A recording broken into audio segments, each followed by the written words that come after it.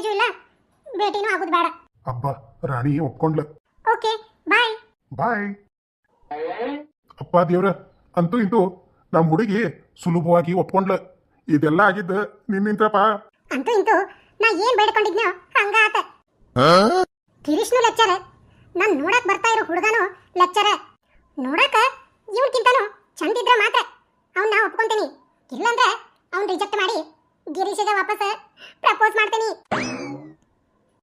ಹೊಸ ಹುಡುಗಿ ನೋಡಾಕ್ ಹೊಂಟೀನಿ, ನೋಡುನು ಆಕಿ ರಾಣಿಕ್ಕಿಂತ ಚಂದ ಅದಾಳೋ ಏನೋ ಅಂತ. ಅವಳು ನೋಡಿದ ತಕ್ಷಣನೇ ಕಾಲ್ ಮಾಡ್ತೀನಿ ಅಂತ ಹೇಳಿ ಕಳಿಸ್ಬಿಟ್ಟೆ. ನಾನು ಬರೀ ಒಪ್ಕೊಂಡಿದ್ದು ಮಾತಾಡೋದಕ್ಕೆ ಪೆದ್ದ. ಮೊದಲು ಹೀಗೆ ಮಾತಿಂದಾನೇ ಶುರು ಆಗೋದು. ನನಗಾಗ್ಲೇ ಮದ್ವೆ ಆಗಿ ಮಕ್ಕಳಿದ್ದಾರೆ ಅಂತ ಇವನಿಗೆ ಗೊತ್ತಿಲ್ಲ. ನಾನಿಲ್ಲಿ ಕೆಲಸ ಮಾಡೋ ಲೇಬರ್ಸ್ನ ಹುಡುಕಿ ಏಜೆಂಟ್ರಿಗೆ ಒಪ್ಪಿಸಿ ಕೈ ತುಂಬ ಕಮಿಷನ್ ತಗೋತೀನಿ ಅಂತ ಇವನಿಗೆ ಬೇರೆ ಗೊತ್ತಿಲ್ಲಲ್ವಾ.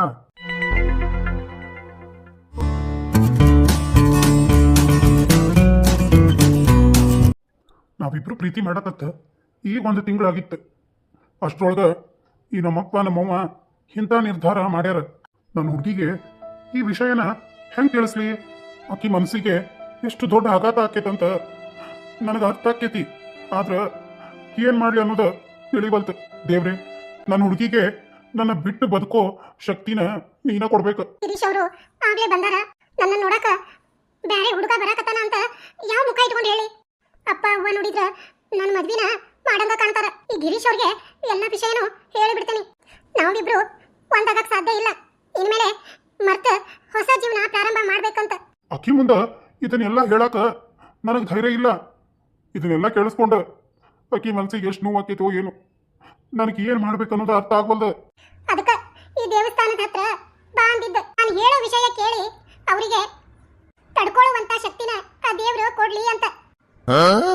ದೇವ್ರ, ನಾನು ಹೇಳೋ ವಿಷಯ ಕೇಳಿ ಅವಳಿಗೆ ಒಂಚೂರು ನೋವಾಗಬಾರ್ದು ಮನ್ಸಿಗೆ. ಹಂಗ ಆಕಿಗೆ ಧೈರ್ಯ ಕೊಡೋ ಜವಾಬ್ದಾರಿ ನಿಂದ.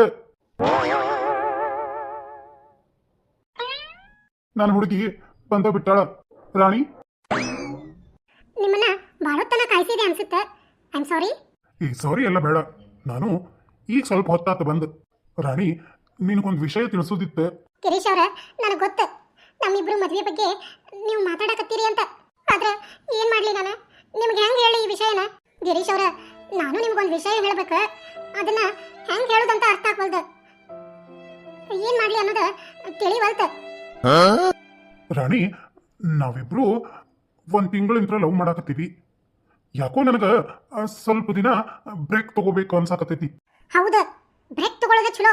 ಯಾಕಂದ್ರ ನೋಡಕ್ ಬರ್ತಾ ಇರೋ ಹುಡುಗಂದ ಆಸ್ತಿ, ಮನಿ, ಪ್ಲಾಟ್, ನೌಕರಿನೂ ಐತಿ ಖರೆ. ಆದ್ರ ಮುಖ ಹೆಂಗೈತೋ ಏನೋ. ಮೊದ್ಲ ಅವ ಬಂದು ನೋಡ್ಕೊಳ್ಳಿ, ಆಮೇಲೆ ಇವನ್ ಜೊತೆ ಬ್ರೇಕಪ್ ಮಾಡ್ಕೋತೀನಿ.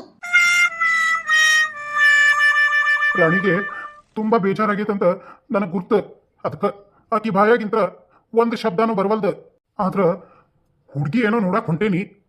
ಆ ಹುಡುಗಿ ಚಂದ ಇರ್ಬೇಕಲ್ಲ, ನನಗ್ ತಕ್ಕಂಗ ಇರ್ಬೇಕಲ್ಲ. ಒಂದ್ ವೇಳೆ ಆ ಹುಡುಗಿ ನನಗೆ ಹಿಡಿಸ್ಲಿಕ್ಕ ಈ ರಾಣಿ ಜೊತಿನ ಮದ್ವಿ ಮಾಡ್ಕೋತೀನಿ. ಯಾವುದಕ್ಕೂ ಈಗ ಸದ್ಯ ಬ್ರೇಕಪ್ ಮಾಡ್ಕೊಳ್ಳೋದು ಬೇಡ. ಹೌದು, ಅವಸರದಾಗ ಬ್ರೇಕಪ್ ಮಾಡ್ಕೊಳ್ಳೋದು ಬೇಡ. ರಾಣಿ, ನಾ ಹೇಳುದ್ ಕೇಳಿ ನಿನ್ ಮನಸ್ಸಿಗೆ ಬೇಜಾರಾಗೈತಿ. ಆದ್ರ ನೀನು ಮುಖಕ್ಕೆ ಮುಖ ಕೊಟ್ಟು ಮಾತಾಡುವಂತ ಧೈರ್ಯ ನನ್ನ ಒಳಗಿಲ್ಲ. ನಿಮ್ಗ ಎಷ್ಟು ಥ್ಯಾಂಕ್ಸ್ ಹೇಳಿದ್ರು ಕಡಿಮೆನ. ನಾ ಹೇಳ್ಬೇಕಂತಿರೋ ವಿಷಯನ ನೀವೇ ಹೇಳಿದ್ರಿ. I am so happy. Rani, ನನ್ನ ಮೇಲೇನು ಕೋಪ ಇಲ್ಲಲ್ಲ? ಗಿರೀಶ್ ಅವರ, ನಿಮಗೋಸ್ಕರ ನಾನು 7 ವರ್ಷನೂ ಕಾಯ್ಬಲ್ಲೆ. ರಾಣಿ, ಅದು 7 ವರ್ಷ ಅಲ್ಲ, 7 ಜನ್ಮ. ಹೌದಾ? ಹಾ, 7 ಜನ್ಮಕ್ಕೂ ಕಾಯ್ಬೋದು. ಆದ್ರ ನೀವು 1 ತಿಂಗಳು ಹೇಳ್ತಿದ್ದೀರಲ್ಲ, ಸರಿ ಹಂಗ ಮಾಡೋಣ. ಇನ್ಮೇಲೆ ಫೋನು ಇಲ್ಲ, ಮೆಸೇಜು ಇಲ್ಲ, ಭೇಟಿನೂ ಆಗೋದು ಬೇಡ. ಅಬ್ಬ ರಾಣಿ ಒಪ್ಕೊಂಡ್ಲ. Okay bye. ಬಾಯ್. ಅಪ್ಪ ದೇವ್ರ, ಅಂತೂ ಇಂತೂ ನಮ್ಮ ಹುಡುಗಿ ಸುಲಭವಾಗಿ ಒಪ್ಕೊಂಡ್ಲ. ಇದೆಲ್ಲ ಆಗಿದ್ದ ನಿನ್ನಿಂತ್ರಪ್ಪ. ಅಂತೂ ಇಂತೂ ನಾ ಏನ್ ಬೇಡ್ಕೊಂಡಿದ್ನೋ ಹಂಗ ಆತ. ಗಿರೀಶ್ನು ಲೆಕ್ಚರ್, ನಾನ್ ನೋಡಕ್ ಬರ್ತಾ ಇರೋ ಹುಡುಗನು ಲೆಕ್ಚರ್. ನೋಡಕ ಇವ್ಕಿಂತನೂ ಚಂದಿದ್ರ ಮಾತ್ರ ಅವ್ನ ನಾ ಒಪ್ಕೊಂತೀನಿ. ಇಲ್ಲಂದ್ರೆ ಅವ್ನ್ ರಿಜೆಕ್ಟ್ ಮಾಡಿ ಗಿರೀಶಿಗೆ ವಾಪಸ್ ಪ್ರಪೋಸ್ ಮಾಡ್ತೀನಿ. ಹೊಸ ಹುಡುಗಿ ನೋಡಾಕ್ ಹೊಂಟೇನಿ, ನೋಡುನು ಆಕಿ ರಾಣಿಕ್ಕಿಂತ ಚಂದ ಅದಾಳೋ ಏನೋ ಅಂತ. ವೀಕ್ಷಕರ, ಈ ವಿಡಿಯೋ ಕೇವಲ ತಮಾಷೆಗಾಗಿ. ಈ ಕಥೆ ಭಾಳ ಚಂದ ಐತಿ. ದಯಮಾಡಿ ಎಲ್ಲರೂ ಕೂಡ ನಮ್ಮ ಈ ವಿಡಿಯೋಗಳಿಗೆ ಸಪೋರ್ಟ್ ಕೊಡ್ರಿ. ಹಾಯ್ ಸಂದೀಪ್, ಹೇಗಿದೆಯಾ ಮಚ್ಚ? ನಾನ್ ಚೆನ್ನಾಗಿದ್ದೀನಪ್ಪ. ನೀವೆಲ್ಲರೂ ಹೇಗಿದ್ದೀರಾ? ನೀನ್ ಬಿಡಪ್ಪ, ದುಬೈಯಲ್ಲಿ ಚೆನ್ನಾಗಿ ದುಡಿಮೆ ಮಾಡ್ಕೊಂಡಿದ್ಯಾ. ನಿನಗೇನು ಕಡಿಮೆ, ಚೆನ್ನಾಗಿ ಇರ್ತೀಯ. ಅದೆಲ್ಲ ಸರಿ. ಏನು ದುಬೈಯಲ್ಲೇ ಹುಡುಗಿ ನೋಡಿದೀಯಾ ಹೆಂಗೆ? ಏನು ಸಿಂಗಲ್ ಆಗಿ ಇದೀಯಾ ಇನ್ನು? ಹುಡುಗಿನ ನಾನ್ ನೋಡ್ತಾ ಇಲ್ಲ. ಹುಡುಗಿರೇ ನನ್ನ ಹಿಂದೆ ಬಿದ್ದು ಬಿದ್ದು ಸಿಂಗಲ್ ಆಗಿ ಇರೋದಕ್ಕೆ ಬಿಡ್ತಾ ಇಲ್ಲ. ಹೌದೇನೋ ಸಂದೀಪ, ನೀನೇ ಕಣೋ ಲಕ್ಕಿ. ಅಂದ್ರೆ ನಾನ್ ನೋಡಿದ್ರೆ ಈ ಜೂಲಿಗೆ ಪ್ರಪೋಸ್ ಮಾಡಿ 4 ವರ್ಷ ಆಯ್ತು ಕಣೋ, ಇನ್ನು ಉತ್ತರನೇ ಹೇಳಿಲ್ಲ. ನೋಡ್ಲೋಕಿ, ನಾವು ಸಂದೀಪನ ಹತ್ರ ಮಾತಾಡ್ತಿದೀವಿ ಅಲ್ವಾ, ಇದರಲ್ಲಿ ನಮ್ಮ ಪರ್ಸನಲ್ ಏನ್ ನೀನ್ ಮಾತಾಡೋದು? Julie, I am just joking. ನೋಡು, ನನಗಿದೆಲ್ಲ ಇಷ್ಟ ಆಗಲ್ಲ. ಸುಮ್ಮನೆ ನಿಂತ್ರೆ ಇವಾಗ ಒಳ್ಳೇದು. Okay okay guys, relax. ಅಂದಹಾಗೆ ನೀವು ಯಾರಾದರೂ ದುಬೈಗೆ ಬರೋದಕ್ಕೆ ರೆಡಿ ಇದ್ರೆ ಹೇಳಿ, ನಾನೆಲ್ಲ ವ್ಯವಸ್ಥೆ ಮಾಡಿ ಕರ್ಕೊಂಡು ಹೋಗ್ತೀನಿ. ಸಾರಿ ಸಂದೀಪ, ನಾನಂತೂ ಎಲ್ಲೂ ಬರಲ್ಲ. ಹೌದು ಮಚ್ಚ, ನಾನು ಕೂಡ ಬರಲ್ಲ. ನೀನ್ ಜೂಲಿನ ಬಿಟ್ಟು ಬರೋದಿಲ್ಲ ಅಂತ ನನಗೆ ಗೊತ್ತು ಬಿಡು. ನನಗೂ ಬರೋದಕ್ಕೆ ಆಸೆನೆ, ಆದ್ರೆ ನಮ್ಮ ಅಪ್ಪ ಅಮ್ಮ ಮಾತ್ರ ನನ್ನ ಎಲ್ಲೂ ಕಳಿಸಲ್ಲ ಅಂತಾರೆ. ಸಂದೀಪ ಇಲ್ಲೇ ಅದಾನ, ಅವನ ಜೊತೆ ದುಬೈಗೆ ಹೋಗೋ ವ್ಯವಸ್ಥೆ ಮಾಡ್ಕೋಬೇಕ. ಇಲ್ಲಂದ್ರ ಈ ನಮ್ಮಪ್ಪ ನಮ್ಮವ್ವ ನನ್ನ ಮಾತ್ರ ಆರಾಮಾಗಿ ಇರೋದಕ್ಕೆ ಬಿಡೋದಿಲ್ಲ. ಸಂದೀಪ್, ಇವಳು ಯಾಕೆ ಇಲ್ಲಿ ಬರ್ತಿದ್ದಾಳೆ? ಏನ್ ಮಚ್ಚ, ಇವಳೇನು ನೀನ್ ಲವ್ವರ? ಯಾಕೋ ನಿನ್ ಕಣ್ಣಿಗೆ ಯಾವ ತರ ನಾನು ಕಾಣಿಸ್ತೀನಿ? ನಾನೇನು, ನನ್ನ ಇಮೇಜ್ ಏನು? ಇವಳು ಇರೋ ಆಕಾರ ನೋಡಿದ್ರಾ? ನನ್ ಲವ್ವರ್ ಆಗ್ಬೇಕಂದ್ರೆ ಒಂದ್ ಸ್ಟೇಟಸ್ ಇದೆ ಮಗ. ಅದೆಲ್ಲ ಕ್ವಾಲಿಟೀಸು ಅವಳಲ್ಲಿ ಇದ್ರೆ ಮಾತ್ರ ನಾನು ಲವರ್ ಆಗೋದಕ್ಕೆ ಸಾಧ್ಯ. ಹಾಗೆ ಈ ತರ ಆರ್ಡಿನರಿ ಪೀಪಲ್ನ ನನ್ನ ಹತ್ರನೂ ಸೇರ್ಸಲ್ಲ. ಹಾಯ್ ಸಂದೀಪ್. ಹಾಯ್ ಸಂದೀಪ್, ನಿಮ್ ಜೊತೆ ಒಂದ್ ಸ್ವಲ್ಪ ಮಾತಾಡೋದಿತ್ತು. ಏನ್ ವಿಷಯ ಅಂತ ಹೇಳಿ. ಅದು ಅದು ನಿಮ್ ಫ್ರೆಂಡ್ಸ್ ಬೇರೆ ಇದ್ದಾರೆ, ಅದು ಸ್ವಲ್ಪ ಪರ್ಸನಲ್ ಆಗಿತ್ತು. ಹಾಗಿದ್ರೆ ನಾನು ಫೋನ್ ನಂಬರ್ ಕೊಡ್ತೀನಿ, ಮಾತಾಡು. ಹಾ ಸರಿ, ಹಾಗಿದ್ರೆ ನೀವು ಯಾವಾಗ ಫ್ರೀ ಇರ್ತೀರೋ ನನ್ನ ನಂಬರಿಗೆ ಕಾಲ್ ಮಾಡಿ, ನಾನು ಮಾತಾಡ್ತೀನಿ. Okay okay, bye. ಬಾಯ್. ಏನೋ ಸಂದೀಪ, ಏನೋ ಇಮೇಜು ಅದು ಇದು ಅಂತ ಬಿಲ್ಡಪ್ ಕೊಡ್ತಾ ಇದ್ದೆ. ಇವಾಗ ಅವಳು ನೋಡಿದ ತಕ್ಷಣನೇ ಕಾಲ್ ಮಾಡ್ತೀನಿ ಅಂತ ಹೇಳಿ ಕಳಿಸ್ಬಿಟ್ಟೆ. ನಾನು ಬರೀ ಒಪ್ಕೊಂಡಿದ್ದು ಮಾತಾಡೋದಕ್ಕೆ ಪೆದ್ದ. ಮೊದಲು ಹೀಗೆ ಮಾತಿಂದಾನೇ ಶುರು ಆಗೋದು.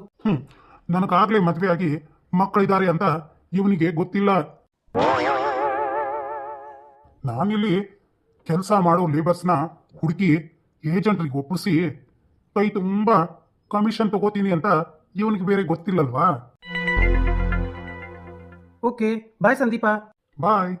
Okay bye. ಮತ್ತೆ ಸಂದೀಪ, ನನಗೂ ನಿನ್ ಜೊತೆ ದುಬೈಗೆ ಬಂದು ಕೈ ತುಂಬಾ ಹಣ ಗಳಿಸ್ಬೇಕು ಅಂತ ಆಸೆ ಏನೋ ಇದೆ.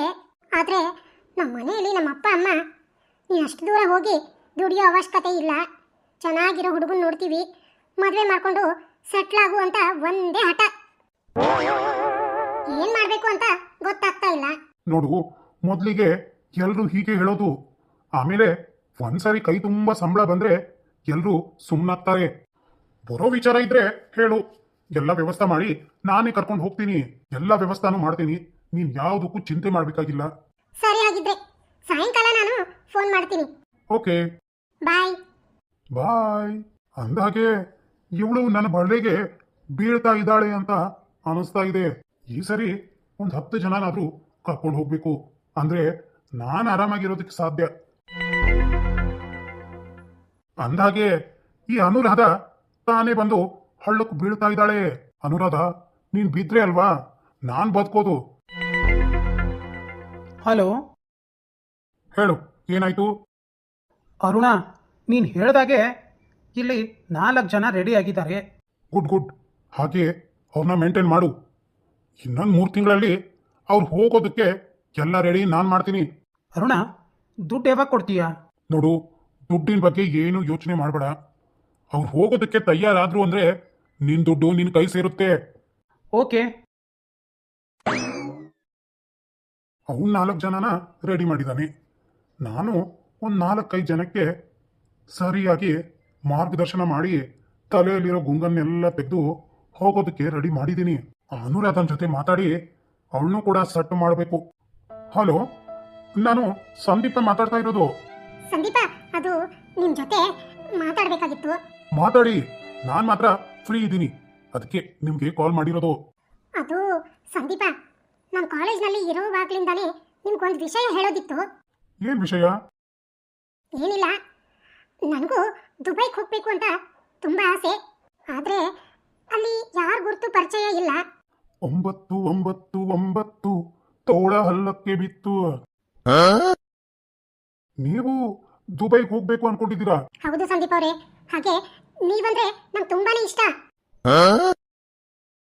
ಹಾಗೂ ನೀವು ಹುಡುಗಿ ನೋಡೋದಕ್ಕೆ ಇಂಡಿಯಾಗೆ ಬಂದಿರಿ ಅಂತ ಗೊತ್ತಾಯ್ತು.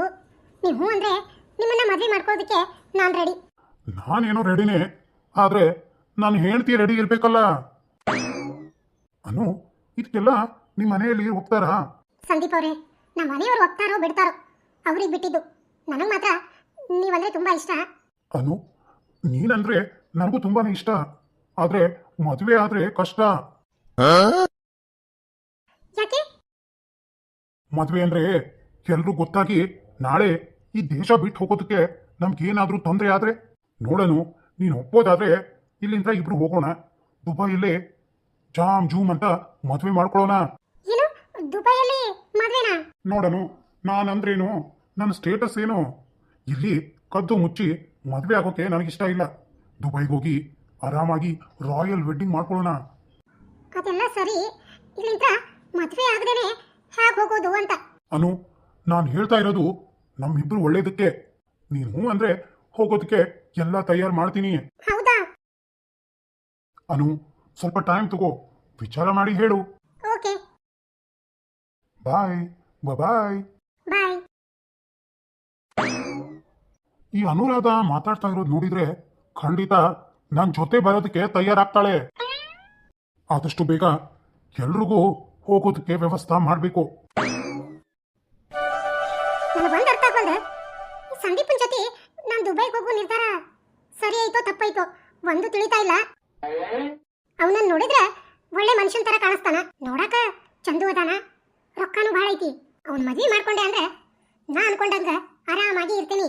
ಜೀವನದಾಗ ಮುಂದೆ ಬರ್ಬೇಕಂದ್ರೆ ಇಂಥ ಎಲ್ಲ ರಿಸ್ಕನ್ನ ತಗೋಬೇಕಾಕೇತಿ. ಸಂದೀಪ್ಗ ನಾನ್ ಬರಾಕ ತಯಾರದೇನಿ ಅಂತ ವಿಷಯ ತಿಳಿಸ್ತೀನಿ. ವೀಕ್ಷಕರ, ಈ ಸಂದೀಪನ್ ತರ ಮುಖವಾಡ ಹಾಕೊಂಡಿರೋರು ಕೆಲವೊಂದಿಷ್ಟು ಜನ ನಮ್ಮ ನಿಮ್ಮ ನಡುವೆ ಅದಾರ. ಅದಕ್ಕ ಯಾವ್ದೋ ಒಂದು ನಿರ್ಧಾರನ ತಗೊಳ್ಳೋಕ್ಕಿಂತ ಮುಂಚೆ 10 ಸರಿ ವಿಚಾರ ಮಾಡಿದ್ರೆ ನಮಗ ಒಳ್ಳೇದು. ಯಾವ್ದೋ ಒಂದು ಕಳ್ಕೊಂಡು ಹುಡುಕಾಡಕ್ ಹೋದ್ರ ಸಿಗೋದಿಲ್ಲ. ನಮ್ಮ ಕೈಯಾಗಿರುವಾಗ ನಾವದನ್ನ ಕಾಪಾಡ್ಕೋಬೇಕು. ನಮ್ಮ ಲೈಫ್ ನಮ್ಮ ನಿರ್ಧಾರ ಅಂತ ಇಂಥವ್ರ ಬೆಲೆಗೆ ಬೀಳ್ಬೇಡ್ರಿ ಅನ್ನೋದೇ ಈ ವಿಡಿಯೋ ಮಾಡಿರೋ ಉದ್ದೇಶ. ಇದರಲ್ಲಿ ಏನಾದ್ರೂ ತಪ್ಪಾಗಿದ್ರೆ ದಯಮಾಡಿ ಕ್ಷಮಿಸ್ರಿ. ವೀಕ್ಷಕರ, ಈ ವಿಡಿಯೋಗಳು ನಿಮಗೇನಾದ್ರೂ ಇಷ್ಟ ಆಗಿದ್ರೆ ದಯಮಾಡಿ ತಮ್ಮಲ್ಲಿ ಕೈ ಮುಗಿದು ಕೇಳ್ಕೊತೀನಿ, ನಮ್ಮ ವಿಡಿಯೋಕ್ಕೆ ಒಂದು ಹೈಪ್ ಮಾಡ್ರಿ. ಹಂಗ ವಿಡಿಯೋ ಇಷ್ಟ ಆಗಿದ್ರೆ ಒಂದು ಲೈಕ್ ಮಾಡ್ರಿ, ನಿಮ್ಮ ಗೆಳೆಯ ಗೆಳತಿಯರಿಗೆ ಶೇರ್ ಮಾಡ್ರಿ. ಯಾರಾದ್ರೂ ಹೊಸದಾಗಿ ನಮ್ಮ ವಿಡಿಯೋಗಳನ್ನ ನೋಡ್ತಾ ಇದ್ರೆ ನಮ್ಮ ಹಳ್ಳಿ ಕಿಡ್ಡಿ ಚಾನೆಲ್ ಅನ್ನ ಸಬ್ಸ್ಕ್ರೈಬ್ ಮಾಡ್ಕೊರಿ. ವಿಡಿಯೋದ ಬಗ್ಗೆ ನಿಮ್ಮ ಅನಿಸಿಕೆ ಏನೇ ಇರಲಿ ಒಂದು ಕಮೆಂಟ್ ಮೂಲಕ ತಿಳಿಸ್ರಿ.